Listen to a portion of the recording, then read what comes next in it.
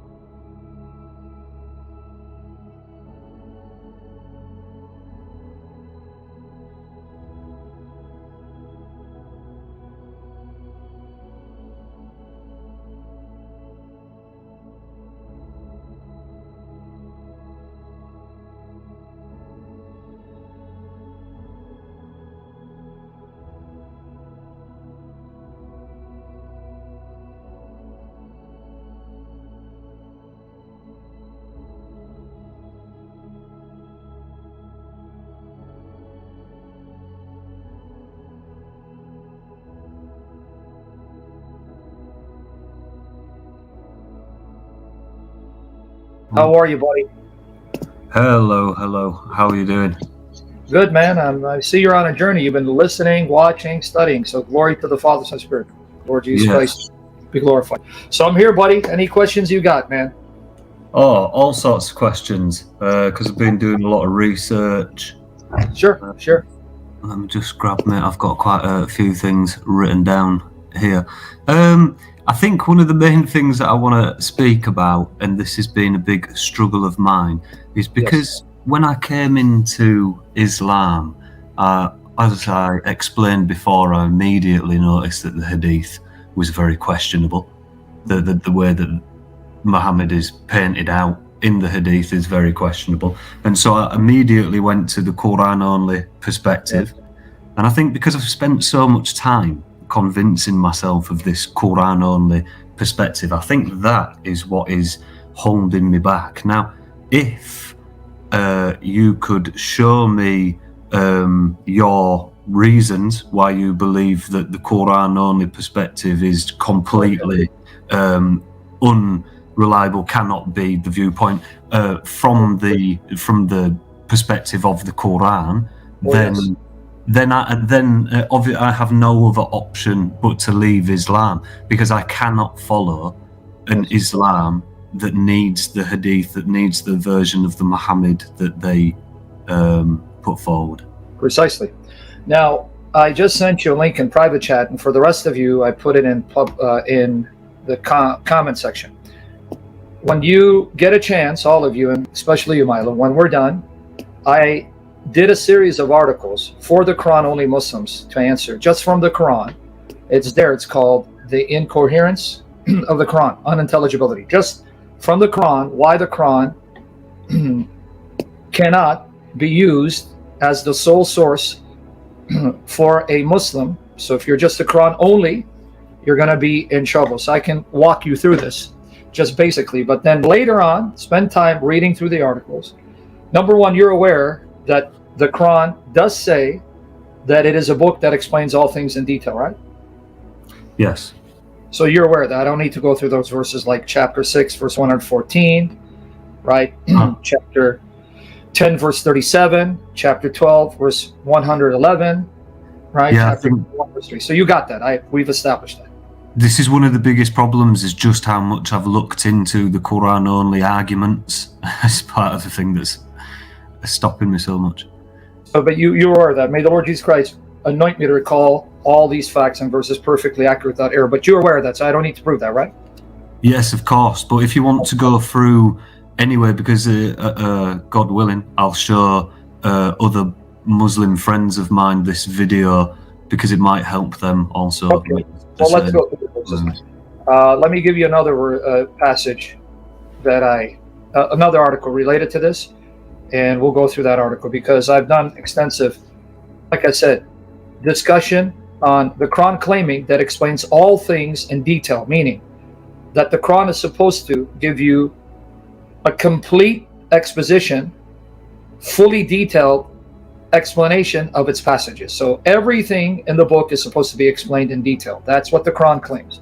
But then it contradicts itself. But let me just get you another article, and then we're going to go through some examples. This is one I wrote in response to a Sunni Muslim named Bassam Zawadi. So let me just get it there. So yeah, it's a problem. Quran only position doesn't work. But here it is, another article. We'll just quote from this article here, guys. So you save the material, use the material as well. So here it is in the screen, but here's that for you, right? Okay, now let's go through it. You ready? I'm going to put it on the screen. I gave you the articles, but I'm going to put it on the screen. You ready? I can't hear you. Yeah, let's go. All right, here you go. So the Quran claims it explains its passages in detail. Here it is. Let's begin, one at a time. Okay, and I even show when these surahs supposedly were compiled, which depends on information outside the Quran. Because remember, I'm writing to a Sunni Muslim, but forget whether it's Meccan or Medinan, because you won't know that from the Quran.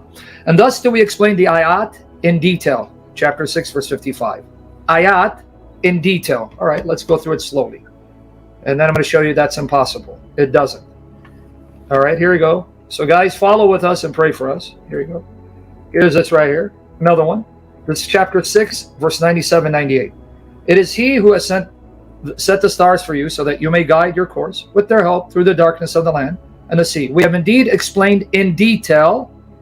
We've explained in detail our ayat. That's the word for verses. Okay?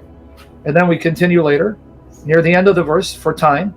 Indeed, we have explained in detail our revelations. Okay? So, a few more. Watch here. 6114. 6105. I'm going to post it here. That article has a lot of verses. So the Quran goes out its way to say it, but then it contradicts itself. Thus we explain variously the verses so that they, the disbelievers, may say, you have studied the books of the people of the scripture, and that in parentheses, that's their insertions, that we may make the matter clear for the people who have knowledge, right? Make it clear. So these verses are supposed to make it clear and not confuse you. That's 6105. But now notice 6114. Say, O Muhammad, shall I seek a judge other than Allah, while it is he who has sent down unto you the book, explained in detail? That's 6114. Explained in detail. All right. A few more. I want to get you the most salient ones. Chapter 7, verse 32. Chapter 7, verse 52. All right. And 174. And a few more for good measure, and then we go into it. So here you go. Okay, right here. Oh, we're going to go through. Sorry. It says then go through. Let's see. Yeah, it's not letting me. Oh, let me break it down. Hold on. Sometimes this gives me a hard time. 1 second, because I want to put it there. All right. Let's do this. Let's see if this is going to go through. All right. Here it goes. It says, all right. Say, O Muhammad, who has forbidden the adoration with the clothes given by Allah, which has produced for slaves, and tayyibat? Say, right? The life of the world, blah, blah, blah. Let's go to the end of the passage. Thus we explain the ayat in detail for people who have knowledge. Now, that was 732. 752. Certainly we have brought to them a book which we have explained in detail with knowledge. So this book is explained in detail with knowledge. 7:174. And I'm going to wrap it up with 3 more verses. Okay? 7:174. Thus do we explain the ayat in detail. All right. See, it's repeated over and over and over again.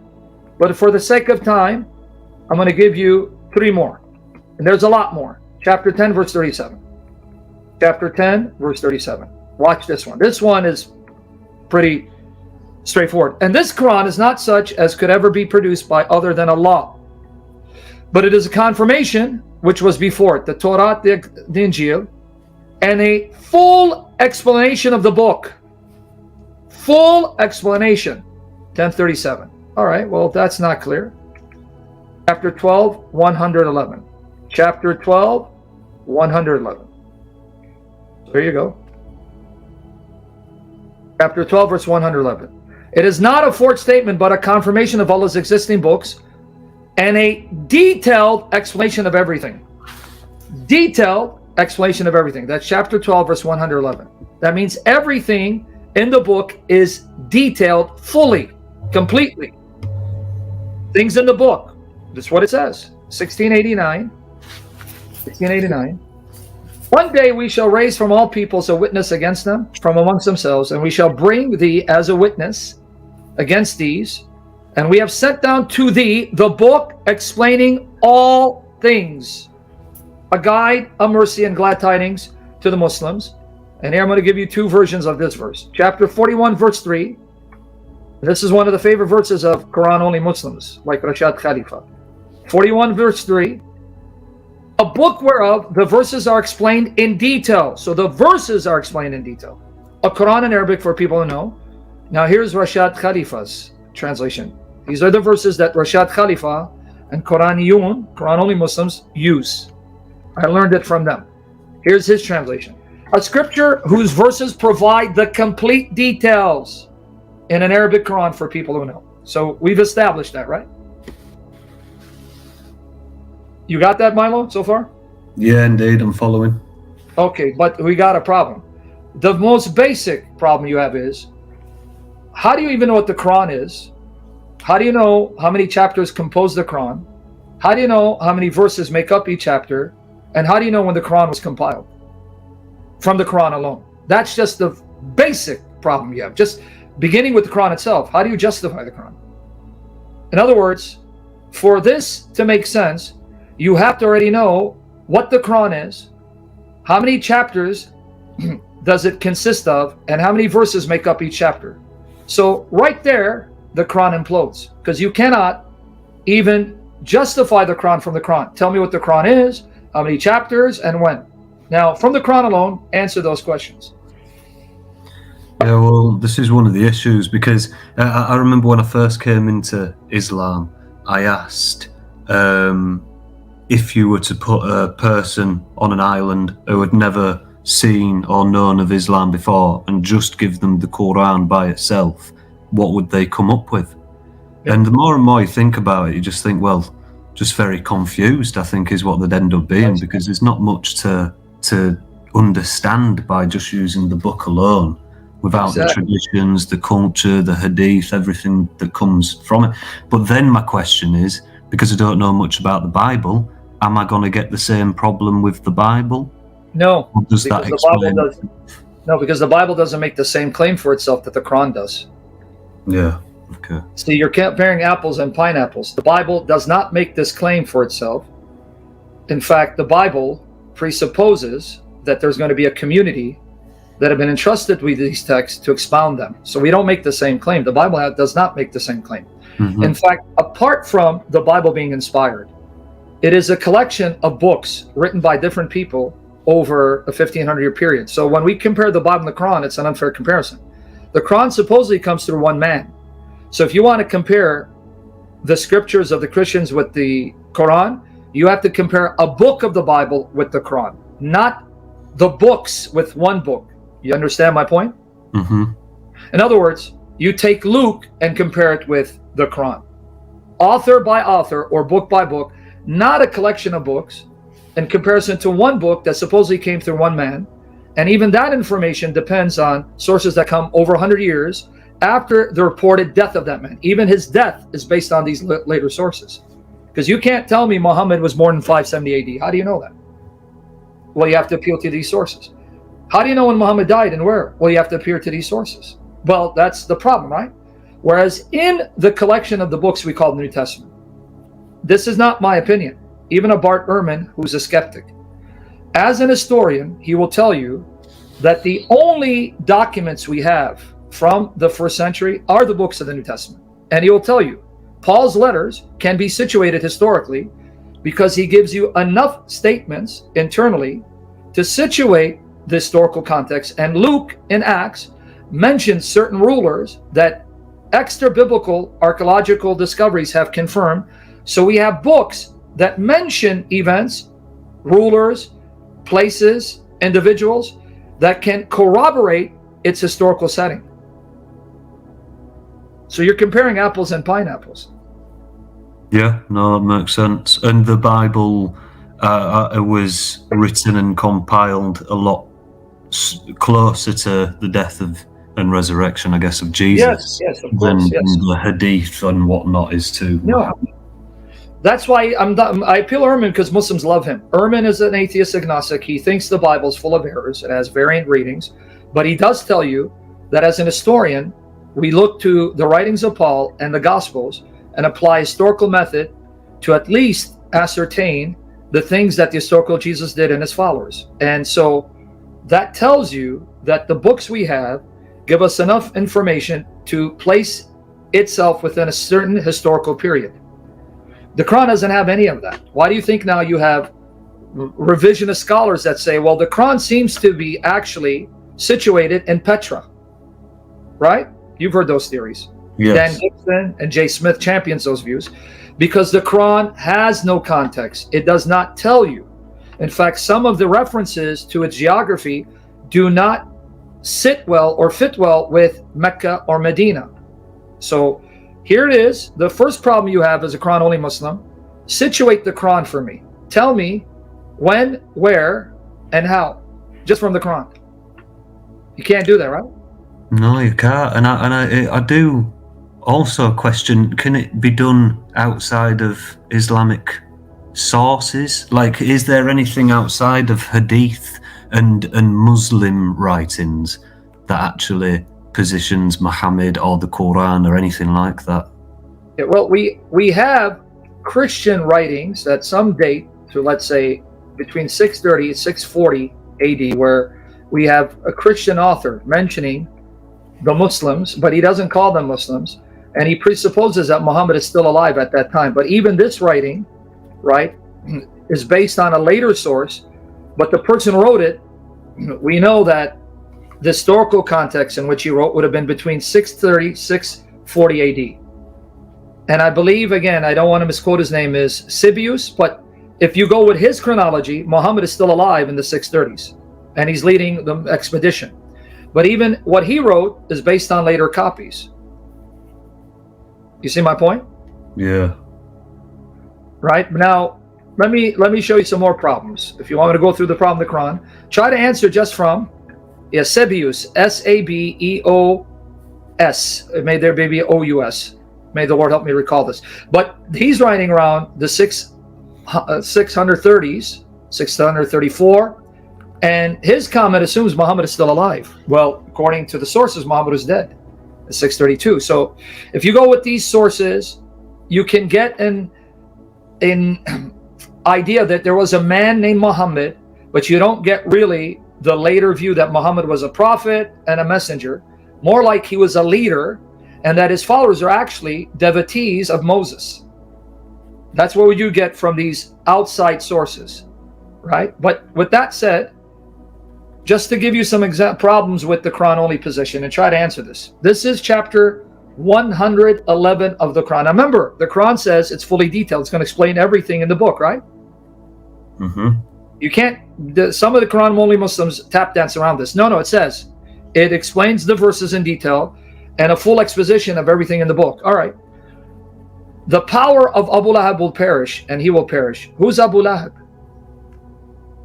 I'm not too sure. Exactly. So why is he so important that there's an entire chapter mentioned cursing him and his wife to hell? What the hell did he do, pun intended, to get Allah so upset that he devotes an entire chapter to this man? Abu Lahab means father of the flames. That's a derogatory term. We don't even know his name because Abu Lahab means father of the flames. That's not his name. That's the author of the Quran making fun of him, that you are the father of flames, the owner of the flames, because you're going to hell.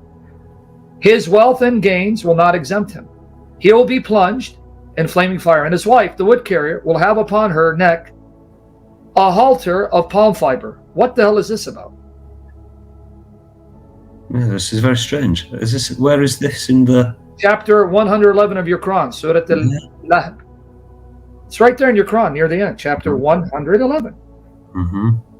So if Allah authored this, why is Allah so upset with this individual and his wife that he devotes an entire surah to curse him, damn him to hell, and mock him by calling him the owner of the flames? That's what Abu Lahab means.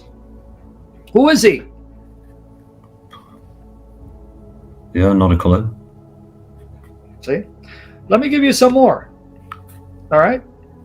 I can go on like this all day, right?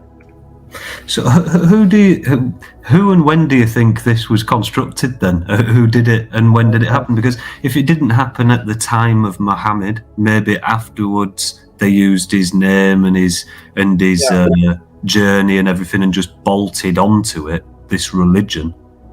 Well, I am not a revisionist in that I don't hold the view that Muhammad did not exist, because I don't completely trash the later traditions. I believe these later traditions, though exaggerated, and there's a lot of lies in it, do have kernels of truth. So I don't have a problem with a Muhammad existing and making claims. But the problem is the evidence is not strong. So I will presuppose the Islamic narrative, what the Sunnis say, right? So I don't go the route of complete skepticism that Muhammad, if he existed, was a general, but the Muhammad of later tradition who claimed to be a prophet messenger, that Muhammad did not exist. I'm okay with saying there was a Muhammad that claimed to be a prophet and messenger. But the problem is the Muslims who then go to these later sources cannot simply choose and pick what they like and ignore the statements in the same corpus that show Muhammad was a pedophile, a murderer, evil, wicked. You can't do that. Yeah. See, this is the dilemma for the Muslim, not for me. I don't care about Muhammad. I don't care about Islamic tradition. But since I'm dealing with Muslims, I'm going to use their sources against them. But when they start questioning their sources, I go, now you buried the Quran. Now you have no justification for the Quran. You cannot justify the Quran. You cannot tell me the historical context of the Quran, because you can't just take those hadiths that agree with your assumption of what Muhammad was and what he can be like, because that's circular. No, we know Muhammad is a prophet of mercy. Well, how do you know that? Well, because the Quran tells you. Well, how do you know the Quran is talking about that Muhammad? Because the name Muhammad only appears 4 times. So every time it mentions the prophet, how do you know it's Muhammad? Well, we go to the hadiths. Yeah, but these hadiths incriminate him. It shows he's a murderer, a pedophile, whoremonger, right? Wicked, immoral. Oh no, those statements were lies. So your Muslim community decided to make up statements to make their prophet look like a devil. But you assume he wasn't the way these hadiths depict him, because you've been duped into thinking he must be merciful. And then you reject these statements, but these are the same hadiths, same corpus you're dependent on to even tell me that Muhammad was a prophet and he was born this time and he did these things. That's circular. You can't get away with it. Mm-hmm. Right? Let me give you another example, and I want to see if you can explain this one. This is chapter 33, verse 37, right? Of the Quran. Yeah. Okay. And then if you have other questions, let me know, because I can give you example after example like this.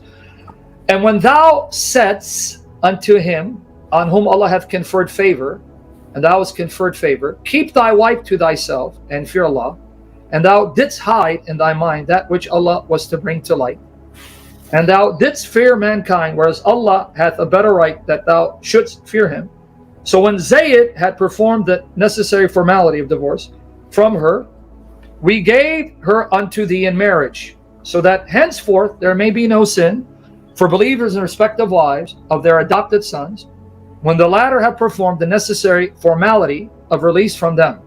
The command of Allah must be fulfilled. Who the hell is Zayd? No, not a clue. And who is this man that Allah is saying, you hid in your heart because you were afraid of what people would say, but you should have feared Allah more? Who is he? It does not tell you. But see, if you don't go to hadith, you're stuck. But now if we go to hadith, it's embarrassing. Even this passage in of itself is embarrassing. Why? Mm-hmm. Because it's talking about this man who was afraid to let it out that the wife of Zayd was predestined or chosen by Allah to marry him, so that Zayd would divorce her so he could have her. So set an example of people who have adopted sons, that when their adopted sons divorce their wives, then the adoptive fathers can marry their daughter-in-laws that have been divorced by their adopted sons. Now, let me ask you something as a moral person created in the image of Christ, whose image you still bear because it hasn't been effaced. Are you okay, because this is the Quran now, forget about who it is, we'll talk about that later. Are you okay with Allah saying that, hey, if you have an adopted son and he divorces her, it's okay. You can go marry her and make her your wife, was previously your daughter-in-law, and now you make her your adopted son's mother. Are you okay with that? Well, no, you wouldn't do it. But your God says that's exactly why this man was supposed to take his adopted son's divorced wife when he was done divorcing her, so he can marry her to set a precedence for others. Mm-hmm. What kind of example is this? Alright guys, this is the part where this video gets more interesting. If you are yet to subscribe to this channel, please do so and hit the notification button to be notified each time we post a new video. Let's get back to this video to get more details. Yeah, not a very good one. I mean, these are the sorts of things that I need to hear, to be honest, because the problem is that a lot of the videos that I listen to, they just go on about hadith, and I already reject hadith. It's not the hadith that I need to be convinced against, it's things like this that I need to hear that's actually in the Quran that's right just here. unacceptable. So that's why I'm asking you. Just the Quran, this is, in fact, I'll give you one in plain English, because this is like Elizabethan English, a little hard to understand. So let's go with Halali. Now they add a lot of commentary, because they have to do a lot explaining in parentheses and bracket. Here's plain English. This is Halali Khan. They're Salafi, so they add within brackets, parentheses, explanatory material that they get from the hadith. Okay, watch here. Here you go. Let's see where it starts. Sometimes, okay. And remember, when you said to him, see now it provides explanation, Zayd bin Haritha, the freed slave of the Prophet. See, they have to add. They have to make sense of the Quran. On whom Allah had bestowed grace by guiding him to Islam. And you, O Muhammad, have done favor by manumitting him.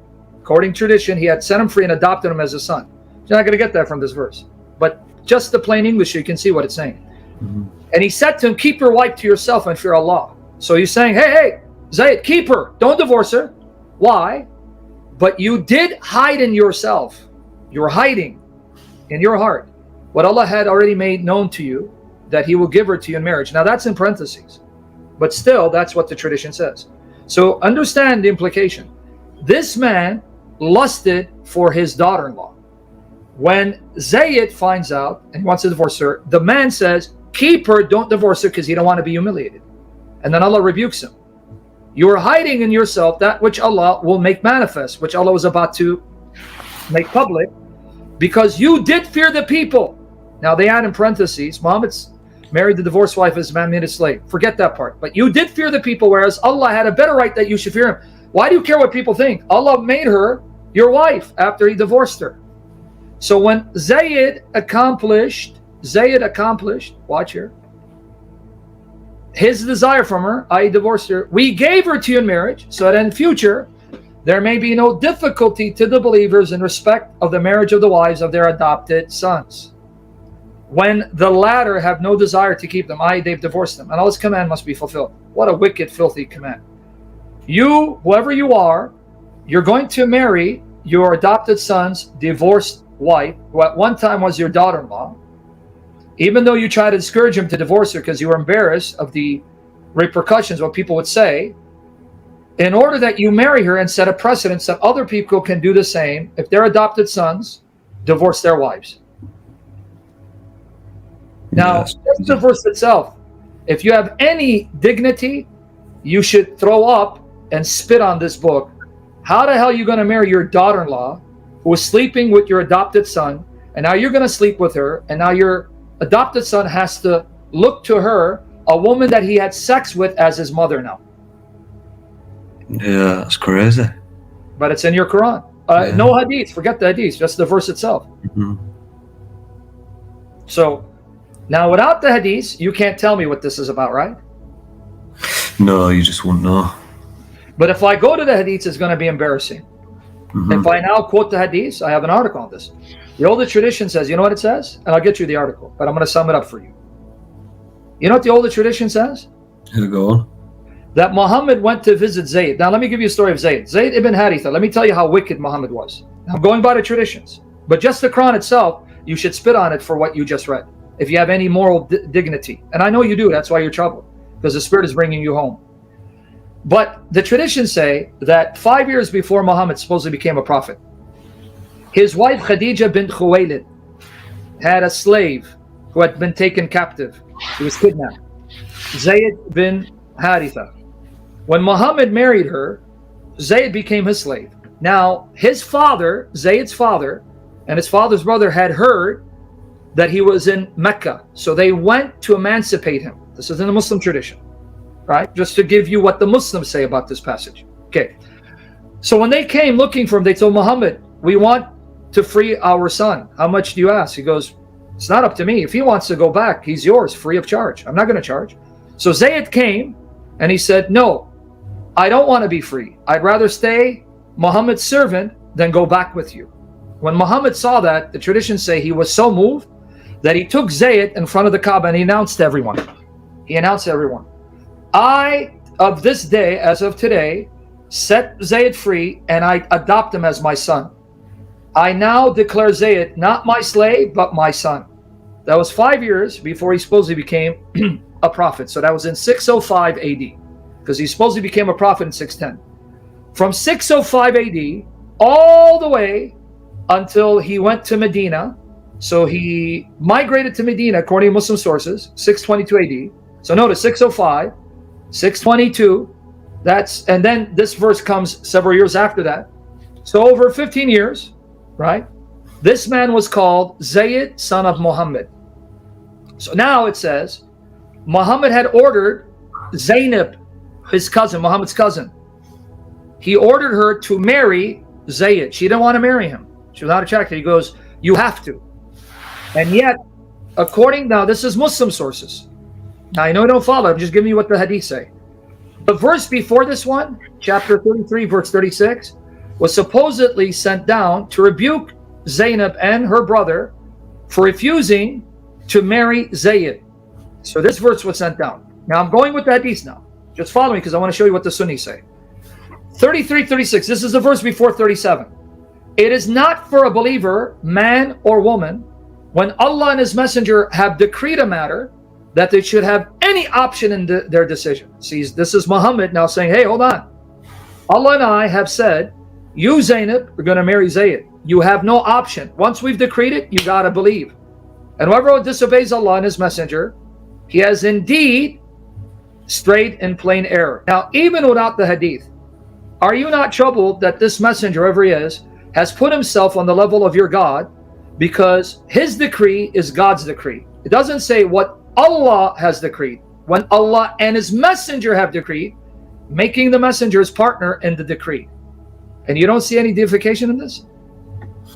Yeah, well, this is the thing. It struck me at the start, and then when I started, and I'd like to know your opinion on this, when I looked into the Quran-only view on this, they have this idea of, what Muhammad is saying here is that if you just to follow the messenger is just to follow the message, and it's essentially the same, following Allah. That's okay, even if they say that. I don't have a problem with the message. The problem is, why say when Allah and His Messenger have decreed? Why not just simply what Allah has decreed? Yeah, well, this is what the Quran only people say, is that the messenger only decrees the message, and so therefore it's not an issue. But why attribute it to him as if it's his message? Allah and His Messenger decree. That's what I'm talking. I'm not talking about the message. Okay, we're going with that. But why then say Allah's decree is Muhammad's decree when it's not Muhammad's decree? He's only relaying the message. Yeah, well, that's my problem with the stance as well. Exactly. That's not an answer to the problem. Yes, he's relaying message, so it's not his message, right? It's Allah's message. So why not say when Allah has decreed a matter? Why say when Allah and His Messenger have decreed a matter, making the decree also part of what Muhammad decrees with his God?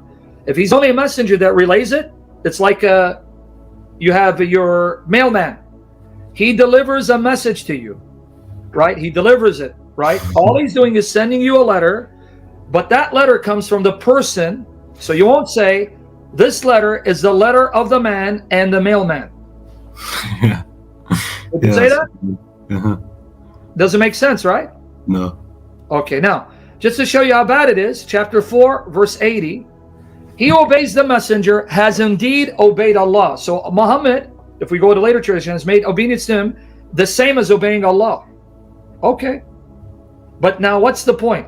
In 33:36, if I were to ask you, without appealing to the hadith, what the hell is this passage about? What did Allah and His Messenger decree that if you don't follow, then that shows disobedience to Allah and His Messenger? So let me give you an example of the mailman again. Mailman comes and gives me a letter from the court that you have to appear to court before the judge. If you don't appear before the judge, you will be punished. Would it make sense to say, because you disobeyed the order of the judge and the mailman, you are indeed astray? Well, no, then it'd open it up to lots of issues, like the mailman then making all his own rules, which is what's happened here. Because it says, if you disobey Allah and His Messenger, you have deemed gone astray, right? But wait, Muhammad is just the mailman, right? He's just, according to the Quran, he's just delivering the message, right? So I say, if you've disobeyed Allah and His Messenger, it's like saying, man, I disobeyed the justice and the mailman. That makes no sense because they're desperate. But now coming back to the issue of the later tradition, according to the Muslims, take any commentary, they'll say this is about Zainab. She didn't want to marry Zayd, Muhammad's son. Allah and His Messenger insisted you must. Now watch what he does. Now the next verse comes in. He then goes, visits Zayd at his house. The tradition, I have it. I'm going to give you the link so you can read. I'm not making it up. It's in Tabari. It's in Muqattal bin Sulaiman. The oldest traditions all confirm this. I didn't make it up, and I'll give you the link in a minute. It says, when Muhammad went to visit Zayd, Zayd wasn't there. Zainab was there, but she was claddily dressed. She didn't have a veil on. And so when he comes, he asks for Zayd. She goes, he's not here. She invites him to come in. He walks away, and then she says, according to the tradition, she heard him say as he's turning away, praise be to Allah who turns the hearts. That means that he started lusting for her. That's how she understood it. This is in the Muslim sources. Praise be to Allah who turns the hearts. All right, you with me? You listening? Yeah. So when Zayd comes, he says, hey, what happened? He goes, oh, Muhammad came. And then he's asked her, what did he say? He goes, well, he said something. Then I heard him say, praise be to Allah who turns the hearts. Zayd, these are the Muslim sources.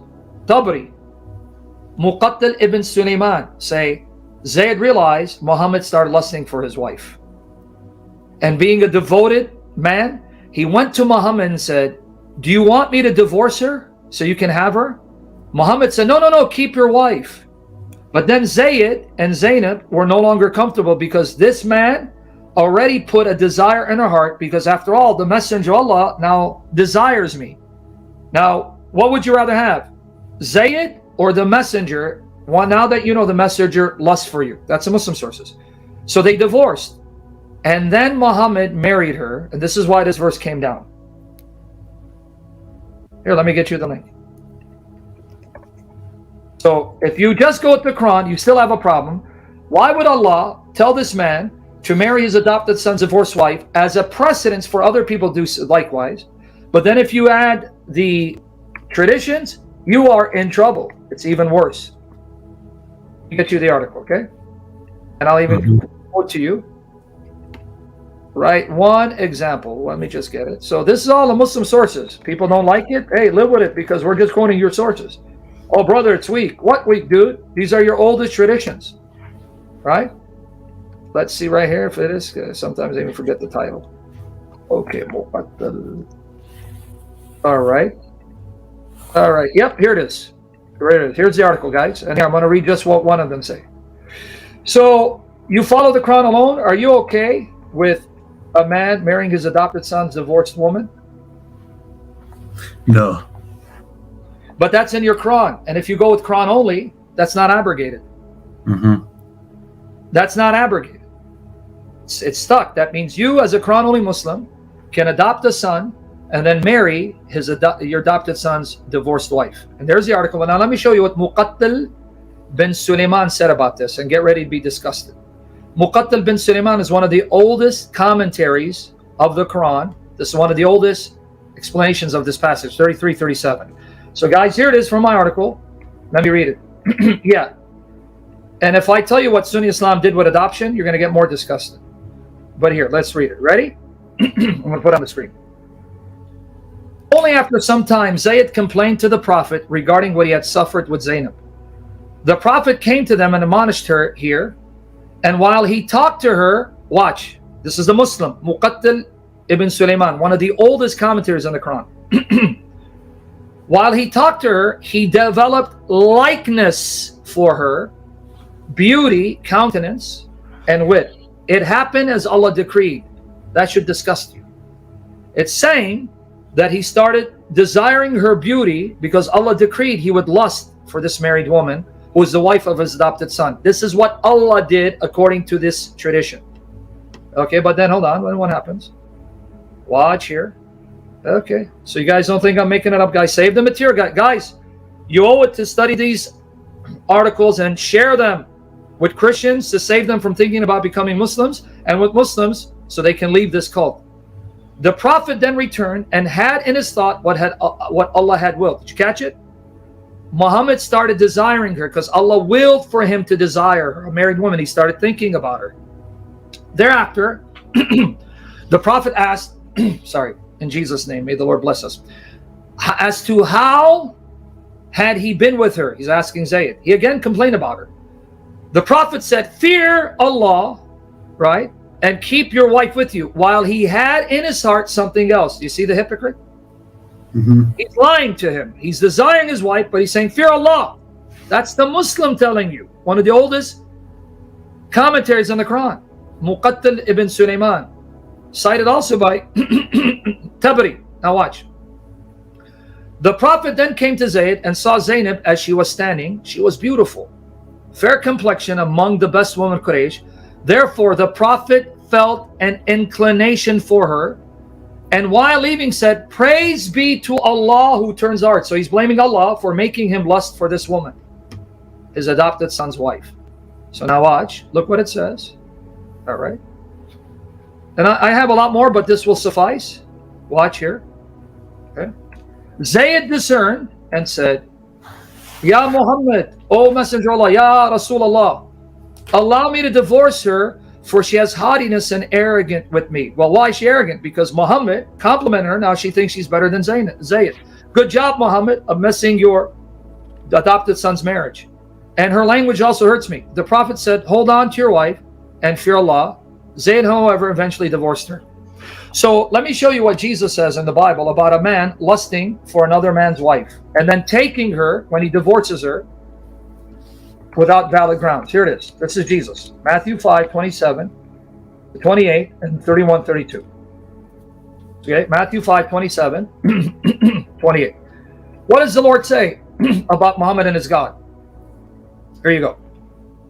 Right here, Matthew 5, 27 and 28. You have heard that it was said, you shall not commit adultery. But I say to you that everyone who looks at a woman lustfully has already committed adultery with her in his heart. Now I want you to justify for me that all of the Quran is the same God revealed in Jesus. When Jesus says, even if you lust for a married woman, you have committed adultery and you better cut that desire out immediately. How can they be the same God? But then watch, afterwards, when Muhammad then marries her, what did Jesus say about their marriage? Here it is, Matthew 5, 31 and 32. Matthew 5, 31 and 32. Here it is, the word of the true God. It was also said, whoever divorces his wife, let him give her a certificate of divorce.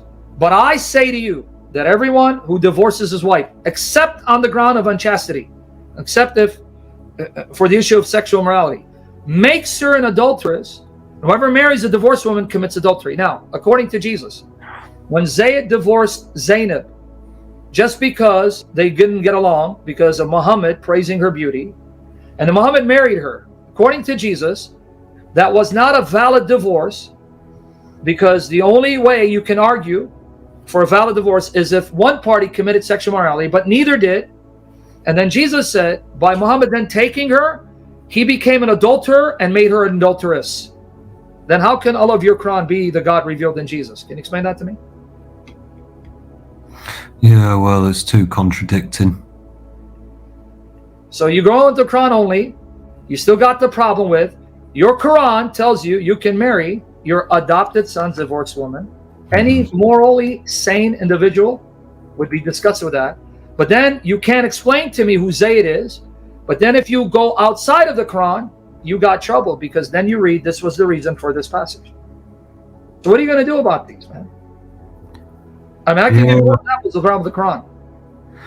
Well, no, it makes me think, to be honest, another thing that I want to get your opinion on is this idea that I've been looking into, that in fact what Islam might be is the religion that is building towards what the Antichrist is going to be pushing in the end of days, you know. And also, what do you think of this theory of the Muslim Mahdi being the Christian Antichrist? Yes, my problem with this is I can tell you definitely from the Bible, Muhammad is an Antichrist. That is definite. But whether the Antichrist, the final Antichrist, will be a Muslim, that's a little harder to prove. Now, let me explain what I mean. Even ironically, Muhammad himself said in the traditions, which you don't follow, because there's no Antichrist in the Quran. But in Hadith, Muhammad said there'll be at least 30 Antichrists. And he mentions the final one. Well, where is he getting this from? Where these traditions are getting it from the Bible. Because here, let me show you. The Bible says there are many Antichrists that have gone into the world, but there'll be a final one. So let me show you what the criteria of an Antichrist is, all right? So let me show you. And then I'm going to explain to you why I have a problem with the Mahdi being the Antichrist. But be that as it may, Muhammad was an Antichrist. An Antichrist. In fact, probably the most vicious and wicked and immoral of the lot. But here, in 1 John 2:18-19, children, it is the last hour, because with the coming of Christ, that signaled the beginning of the last hour. And the hour is a period of time, last days. Started with Jesus, and will culminate with his return. It is the last hour, as you have heard, that Antichrist is coming. So now many Antichrists have come. So there's not just one. Therefore, we know that it is the last hour. They went out from us, but they were not of us. For if they had been of us, they would have continued with us. But they went out, that it might be plain that they all are not of us. These Antichrists don't belong to us. They belong to Satan. All right. But what's the profile of an Antichrist? Are you ready? Ready for me to show you? 1 John 2:22-23. 1 John 2:22-23. Who is the liar but he who denies that Jesus is Christ? This is the Antichrist who denies the Father and the Son. Now, does the Quran deny Allah is a Father? Yes. Chapter 5, verse 18. Jews and Christians are not the spiritual sons of Allah. The only relationship you can have with Allah is a slave to master relationship. Chapter 19, 88-93. And does the Quran curse to death the Nasara who say that Jesus is Ibn Allah, the son of Allah? Yeah, chapter 9, verse 30. So here it says that's the Antichrist. Muhammad is inspired by the spirit of Antichrist. This is the Antichrist, he who denies the Father and the Son. 1 John chapter 2, I heart Yeshua. The Epistle of John, 1 John, not the Gospel, chapter 2. No one who denies the Son has the Father. He who confesses the Son has the Father also. So Muhammad is an Antichrist. He says Allah is not the Father. Isa is not Ibn Allah, chapter 9, verse 30. He's an Antichrist. He's one of the Antichrists that the Bible told us expect. So Muhammad comes and he confirms the Bible. The Bible doesn't confirm him. He confirms the Bible because the Bible told me expect someone like him to show up. Shows up. Hey, thank you for proving these authors knew what they're talking about, because they're inspired by the Spirit of the true God. So Muhammad is an Antichrist. But will the final Antichrist be the Mahdi? Here's the problem with that. According to the Muslim sources, the Mahdi will be from the family line of Muhammad. He will rule for 7 years and lead the Muslims together. And Muhammad says the way you're going to know Al-Masih Al-Dajjal, Al-Masih, the false Messiah, the lying Messiah, he'll be one eye, he'll have on his forehead the name Kafir, but he's going to claim to be God and demand to be worshipped as God, and he'll do miracles like kill someone and resurrect him. And he goes, he'll be so convincing that he may even deceive you. Now, notice what he says to the Muslims. The Antichrist will claim to be God. Well, for the Muslims to accept the Mahdi, he can't claim to be God, because if he does, they're going to reject him. You see the problem? But for the Antichrist to be the Antichrist, he has to claim to be God. That's in the New Testament. The New Testament says, when the man of sin is revealed, man of lawlessness, he will make himself out to be God, sit in the place of God, and oppose God, and expect people to worship him as such. So the Mahdi can't do that. The Mahdi can't say he's God and oppose God, meaning say that, hey, I'm God, not Allah, because then the Muslims won't follow him. But if the Mahdi doesn't claim to be God, then he can't be the Antichrist. You see the problem? Yeah, right, okay. That's even assuming if the Mahdi will show up. That's assuming Muhammad is right. Right? And that's the New Testament that's saying that, is it? Yeah, so the New Testament says in 2 Thessalonians chapter 2 and Revelation 13, the man of sin, the beast, will be filled and empowered by Satan to lead the world to worship him as a God instead of Jesus. So Antichrist will claim. Now what's interesting though is this. Now watch the stupidity of these Islamic sources. Notice that the Islam affirms that he's called the false Messiah. Why is it that the final rebellious, evil, tyrant world ruler is making himself out to be the Messiah, not Muhammad's counterpart? That's number one. Number two, if he's imitating the Messiah, why does he claim to be God if the real Messiah didn't do so? Because remember, he's supposed to be the counterpart to the Messiah and imitating the Messiah, right? The false Messiah of Islam, right? So why does he claim to be God if the real Messiah didn't? How is that the counterpart to the Messiah and trying to supplant him? Because you'd think he would claim to be whatever the Messiah is supposed to be. Well, if the Messiah, Jesus, didn't claim to be God, why does he claim to be God as the Messiah? Yeah, I'm not sure. Go on. Say it again? I'm not too sure. Because Muhammad or the compilers were stupid. They're aping the beliefs of Christians and that the Antichrist will claim to be God to supplant Jesus, who as the Messiah is God in the flesh. But if you don't have the Christian background to explain that similarity, because the historical Jesus claimed to be God in the flesh and he's the Messiah.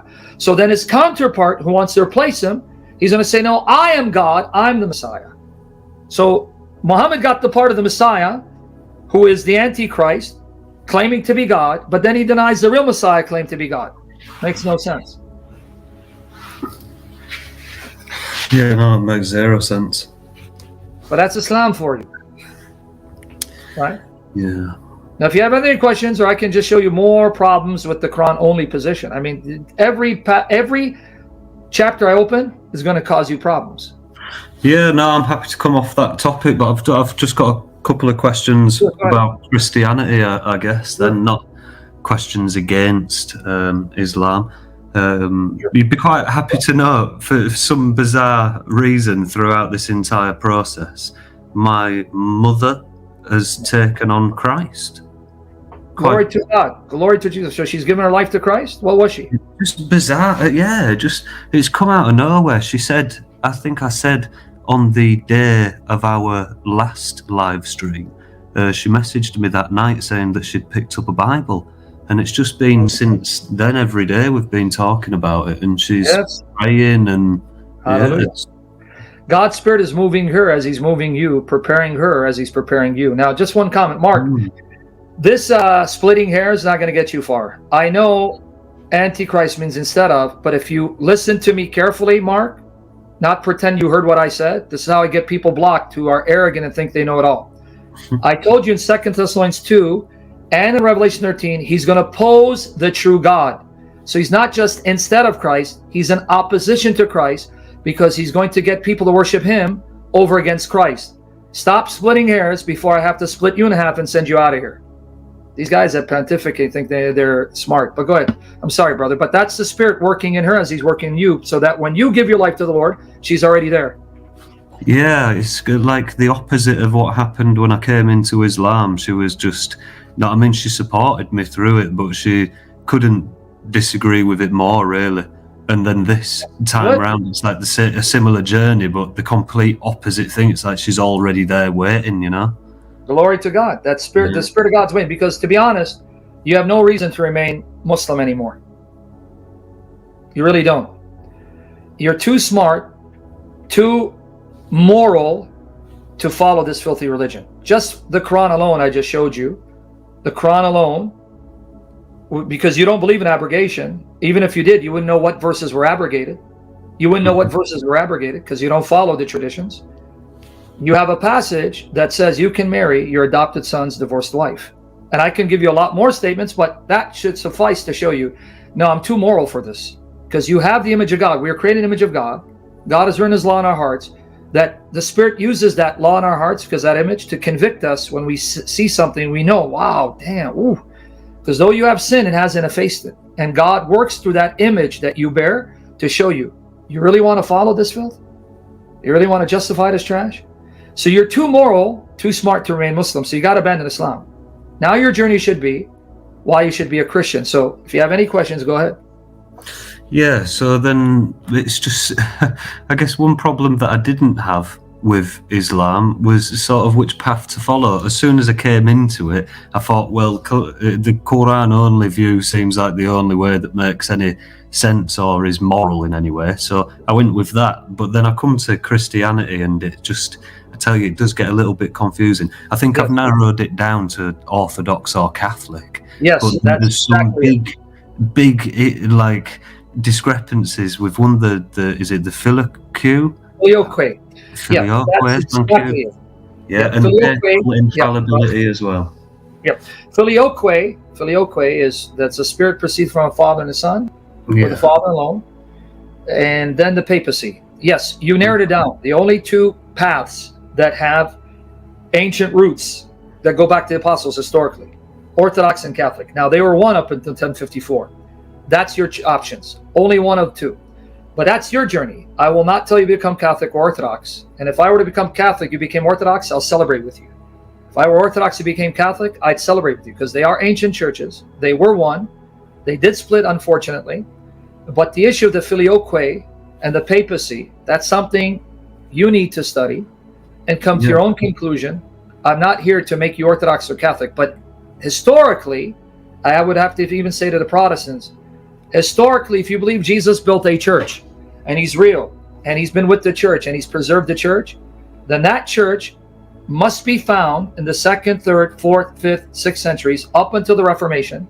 And when you look honestly at the history of the church, you don't get Protestantism, you don't get Lutheranism, you don't get Calvinism, you don't get Anglicanism. You're going to get the Orthodox and the Catholic faith. Yeah. So you've narrowed it down, but then you decide. The way you can decide is go to an Orthodox church and Catholic church, go to both, talk to both, and keep praying, and then the Spirit will settle you in that church. Yeah, I think it's strange that you say that. I mean, I went to a Catholic church a couple of weeks ago, and when I tell you one of the strangest things in my life over the past 2 years, I broke my hand not too long ago.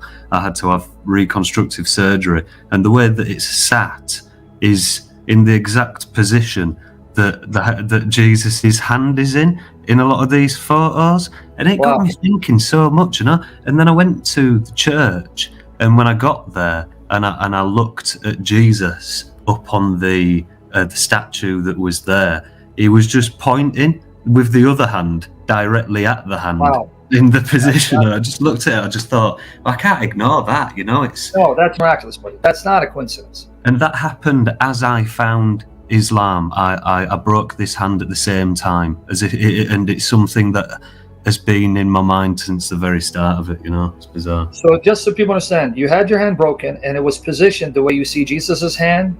Repeat that so they understand what you just said. It still is now to this day. Yeah, it didn't heal properly. The tendon broke. It didn't heal properly, and now the last two fingers are sort of fused down into the position that you see Jesus's hand in a lot of these Catholic photos and statues, Yes. So here you have what I would call a miracle for you, because people will say, no, it's not. Everything happens for a purpose. Your hand is broken, but it's now positioned such a way where you see Jesus's hand and his fingers and pictures, because I take that as not only the Lord pointing you to come back to the ancient past, but that as your hand broke, it's a sign that he broke his body for your salvation. And the more you ignore him, the more you add to his pain. Yeah. So you are sharing in the sufferings of Christ, meaning, and that's in Colossians 1:24, that the Lord, part of his redemptive program and bringing about the Lord's return to transform heaven and earth and make it perfect again, we have to go through afflictions and sufferings, which is part of God's redemptive program to bring about the return of Christ to restore all things. So your pain is also part and parcel of God's plan of redeeming and reconciling sinners to himself. That's Colossians 1:24. So he's showing you the pain he goes through and the pain you've caused him, because his body was broken and his blood was shed to redeem you. So now, how are you going to respond? Are you going to continue to add to his pain? Or are you going to submit? Well, this is it. It's Lord's speaking to you, brother. He's speaking to you. I'm being honest with you. Mm-hmm. You know enough not to be a Muslim anymore. God is doing miraculous things that you're noticing, like your mom just picking up the Bible, wanting to follow Jesus, fall in love with Jesus.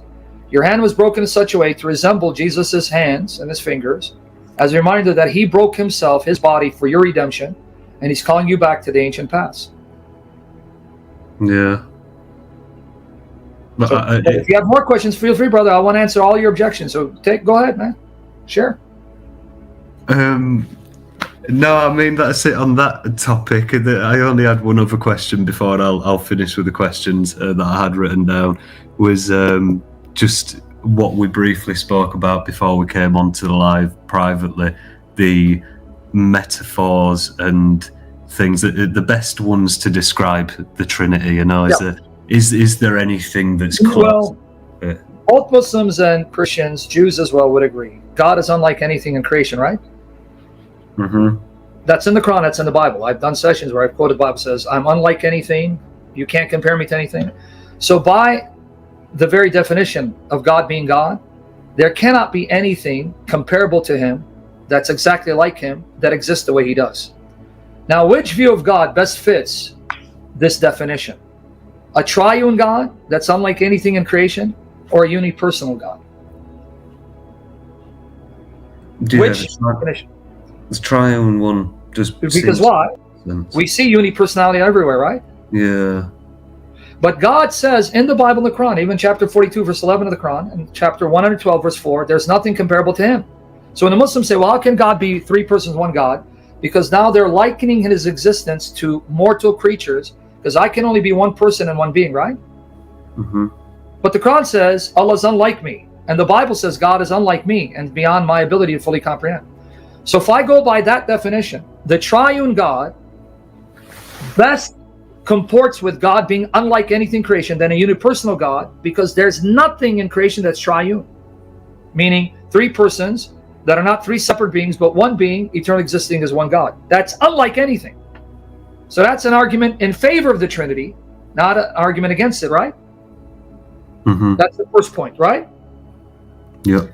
Now, as far as analogies are concerned, I'm always careful. This is why some Muslims dishonest took me out of context. I say, with that said, I can show you examples in creation where there are finite, temporal, limited entities that are also complex in their design. Now, if they're complex in their design, how much more the infinite creator, how much more complex will he be? Right? Yeah. Okay, so that's why I give analogies. I'm not saying this is God. I just told you God is unlike anything. The analogies are simply to show you, even in the finite, limited, temporal creation, there are things that are complex in their design. So there are unity and diversity, plurality and unity. So then why would we shock that the infinite God would be much more complex, that though he's a unity, his unity is so complex there's a diversity in it. And this is where I give analogies. For example, H2O. H2O, and I don't say water. That's where people make a mistake, because water cannot exist simultaneously as liquid, vapor, right, and solid. But H2O can. The components of water, H2O, one hydrogen, two oxygen, right? H2O can simultaneously exist as liquid, solid, and vapor.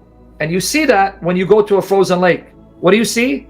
You see H2O solid, the surface, right? Ice. But then you see H2O as liquid beneath the ice.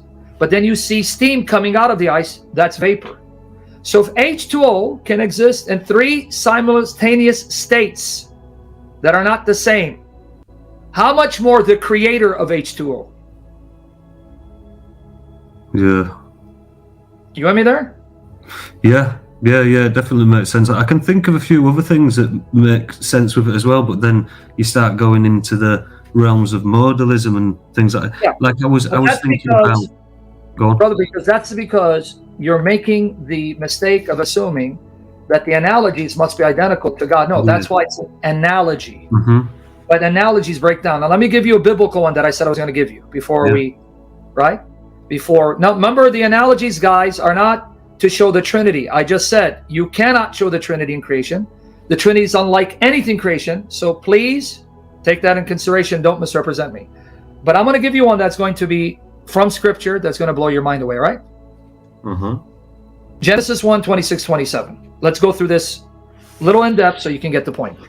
If you read Genesis 1, you're going to notice that when God creates something, he says, let there be. And there was, right? Mm-hmm. If you read Genesis 1, let there be light. Let there be, right? Yeah. If you read it. So you with me so far, right? Mm-hmm. But when he comes to creating Adam, he changes his vocabulary. This is the only time in the narrative where God says, let us make man in our image. And the word man is Adam in Hebrew. After our likeness, let them. Did you catch it? Yeah. Adam is them, a plural. Let them have dominion over the fish of the sea, and over the birds of the air, and over the cattle, and over all the earth, and over every creeping thing that creeps upon the earth. One more time. God said, let us make man in our image, after our likeness, let them. So Adam is plural, them. Do you see it? Yeah. Because Adam reflects God being plural, plurality and unity. Like the one God is a plurality of persons working together, the one Adam is a plurality working together. Because that's why the Adam becomes the them. Did you catch that? Yeah. But now let's go on to verse 27. Now the God who said, let us make man in our image, turned out to be a singular being, because it's a him and a his. So God created man, Adam, in his own image, but earlier was our image. In the image of God, he created him. So God is a he, but in 26, he's an us and an our, right? But now he's a he, right? Yeah. But then it says Adam is a him, right? Mm-hmm. But then Adam turns out to be male and female. Male and female, he created them. What's going on? How is Adam a him, but then Adam becomes a them, male and female? And let me show you now, Genesis 5, verse 1 to 2. And the King James captures this. Watch this. Both the male and female, both of them were called Adam. Watch here. I'm going to show it to you. So this analogy, in the creation of man, who's a finite, temporal, physical being, male and female, two different genders, with physical bodies and genitalia, which is unlike God. God does not have a physical body with genitalia, so that's not the likeness, but the idea of the one Adam being more than one person of same nature working together, that's how we reflect God. The one God is a community of more than one person of same nature working together. So here, let me show you Genesis 5, verse 1 to 2 to illustrate this point. So right from the beginning, God, in changing his vocabulary, and read it today, God doesn't say to anything else, let us make light. You know, he says, let there be light, let there be dry land. But when it comes to Adam, he changes his vocabulary. Because Adam's going to reflect, to a limited extent, the plurality and unity within God. That's why even Jesus' prayer says, may all believers be one with one another, as you and I, Father, are one. And the community of believers are more than one person of same nature who must come together in perfect union, as a reflection of Father, Son, Holy Spirit being more than one person of same nature who perfectly, inseparably are united. But let me get you the King James before I move on. So far, you following me, right? Yeah. Okay, now watch here. The Adam, the him, is male and female because he called both of them Adam. Watch here. Genesis 5, verse 1 and 2. And it's in the Hebrew. Translations will translate Adam as mankind, which is what it means. But I want to give you the Hebrew. This is the book of the generations of Adam. In the day that God created man, in the likeness of God made he him. So did you see Adam as him? Made him, right? Mm-hmm.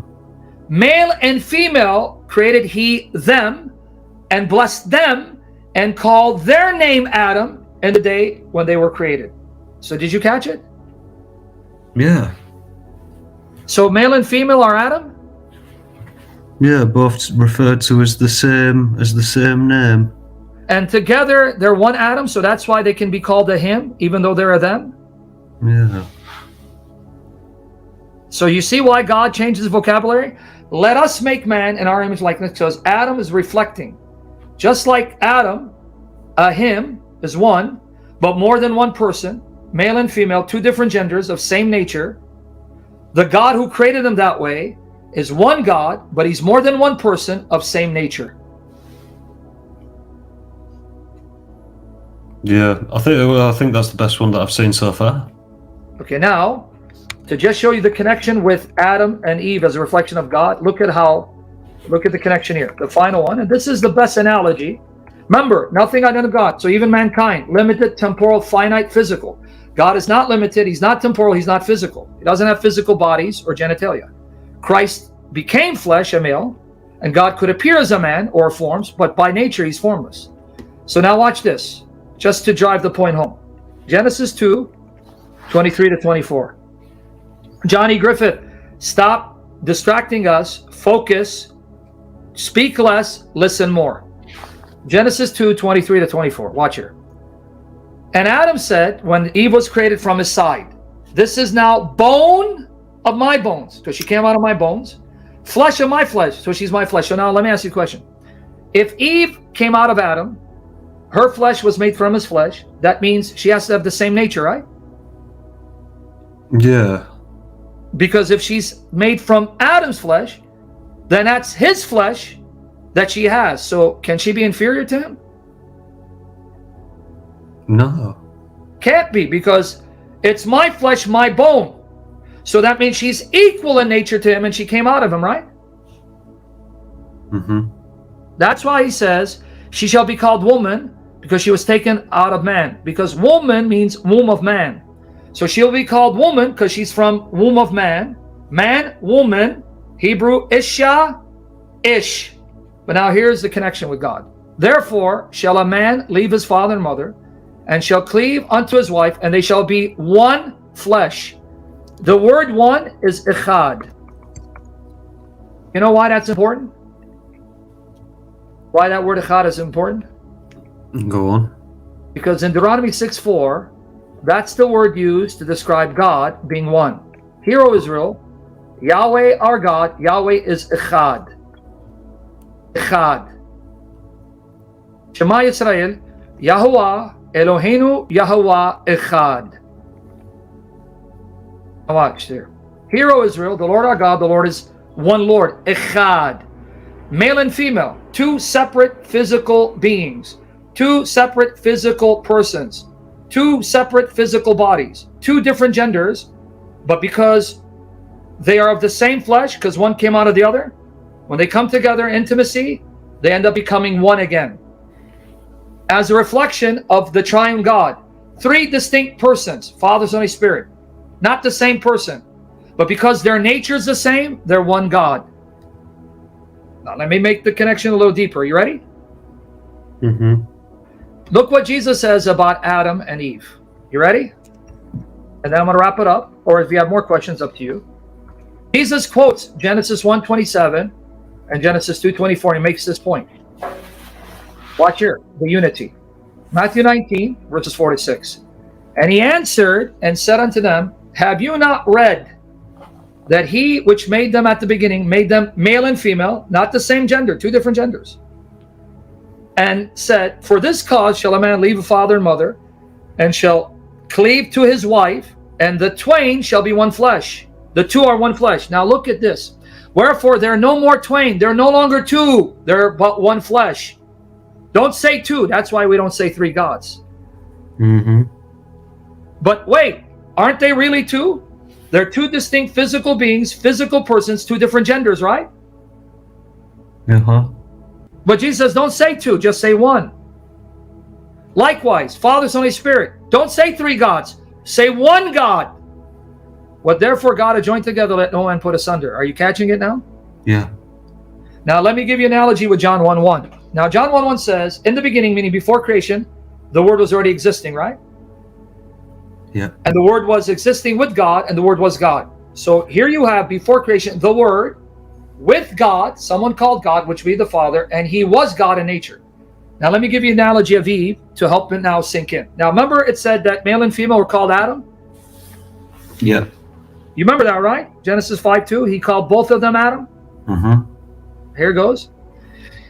Male and female created He them, and blessed them, and called their name Adam in the day they were created. So now let me show you how man becomes a reflection of God. Not identical.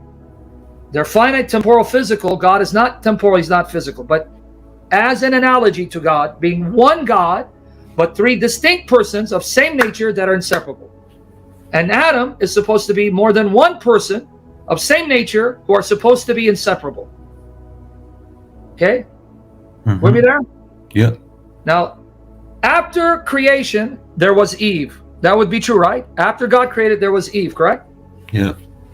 And Eve was with Adam, right? Mm-hmm. And Eve was Adam.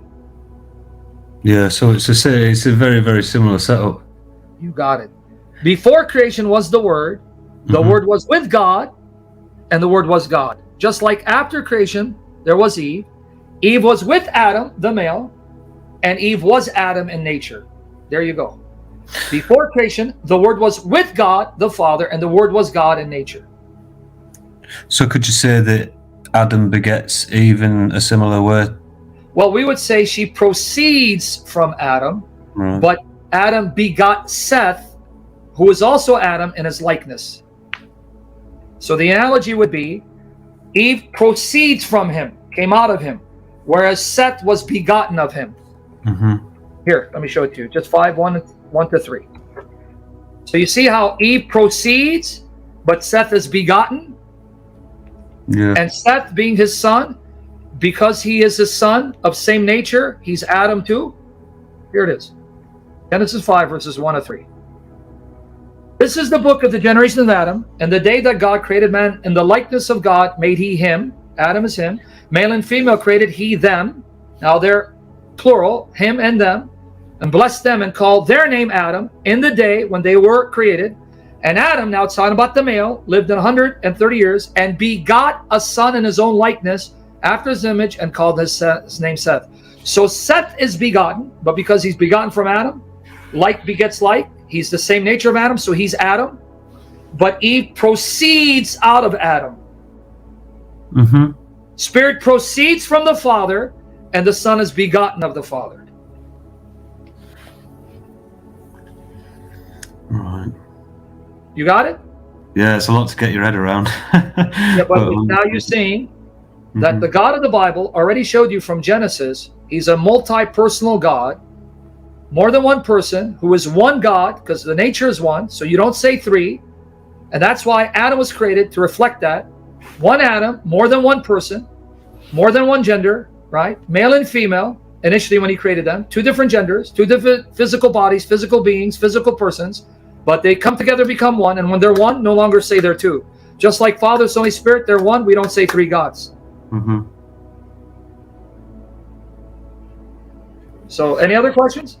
No, I think that's everything that I had written down. Thank you very much once again. Rewatch this and watch my older section on the Trinity, and also read my articles. And brother, no more Islam. Forget it. You have no reason to be a Muslim anymore, but you have every reason to come back to the true God revealed in Jesus, because He's confirming to you by bringing your mother to want to know Jesus. And these signs that you're seeing, come home, come to me, come to the ancient paths. In fact, let me just leave you with this exhortation. And any more questions, you know where to reach me, right? Yeah. Let me just leave you with this. I want you to remember these words of the Lord, because your journey takes a toll on us emotionally, psychologically, physically, and spiritually. So what does the Lord say? It's for you. Matthew 11:28-30. Come unto me, all you that labor and are heavy laden, and I will give you rest. Take my yoke upon you and learn from me. Carry my commands. His yoke is obey me, follow my commands, and I'll help you to do it. For I am meek and lowly in heart, and you shall find rest unto your souls. For my yoke, my commandments that you have to carry, is easy, because I'll help you carry it, and my burden is light. So the Lord is saying, son, it's time for you to rest. You've been on a journey. You've been tired. You've been troubled. It's time for you to rest, and I am your rest, the Lord Jesus, Son of God. There's no peace in Islam with Muhammad and Allah. Peace is found in me. You want true salam? I am your peace. It's time to come home. So the Lord is calling.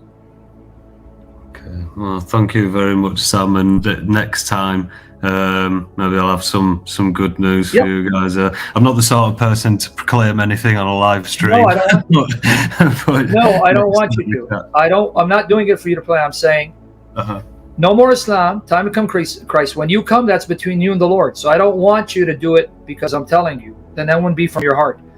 You do it because it's the truth and it's the right thing to do. And Jesus is alive. Muhammad is dead. Jesus is real, and he lives, and you will live if you trust in him. And when you do it, because if you're honest, you will do it, let us know. Yeah, well, yeah, hopefully we can have another one of these sessions. Yeah, let me know. Yeah. I'll be here. So, and brethren, I'm going live in an hour from now. This was impromptu, so he may have to sleep, but there's the link.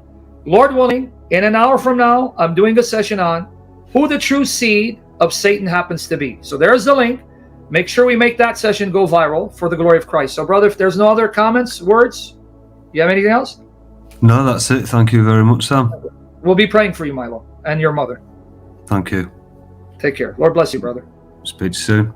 Alright, welcome back, guys. I believe you enjoyed this video, and I believe you were able to learn something new from this amazing debate. Let's know what you've learned in the comment section.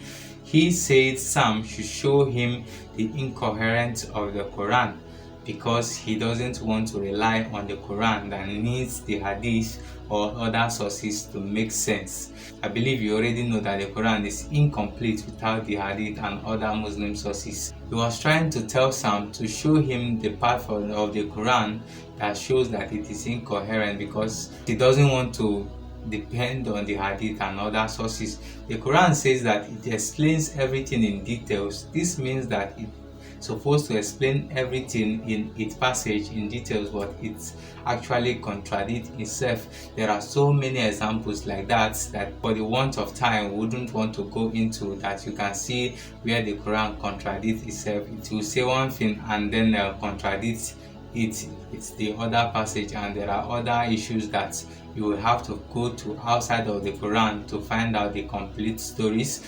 And then studying the Quran carefully will prove this very point, that the Quran in itself is not complete, that you need other sources to get the full details and the explanation of what the passage is trying to say. And then the moral issue of Muhammad is not just that he is a man of questionable character, that young ladies cannot be left in his care, but that he got married to the wife of his adopted son. And when people were mocking him, he said that Allah has commanded him to do away with adoption, and there should not longer be adoption in Islam because of his lust and sexual urge. Remember the story of Muhammad and his adopted son, when he began to lust after the wife of his adopted son, and he wanted to get married to her. When the husband of the lady found out which was supposed to be his adopted son, he tried to divorce her. And when Muhammad got married to her, people were mocking him that it is shameful for him to do that. Then he now told them that Allah has commanded him to abolish adoption, that the young man is no longer his son. What manner of a God will bend his rules, his law, just to fit into one person's narrative or idea about life? By this singular act, it means two things.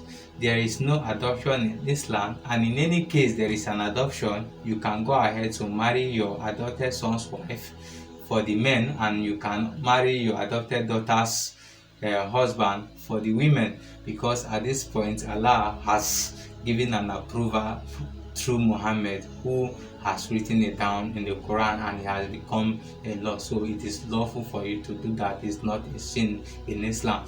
And if you think that with all this explanation there is nothing wrong with it and it is not disgusting enough, then your brain needs to be checked. Guys, let's know what you think about this video, about these debates, about this explanation of Shamoun in the comment section. And also don't forget to share these videos with your friends and your family, and do well to subscribe to the channel if you have not done so. And see you in our next video.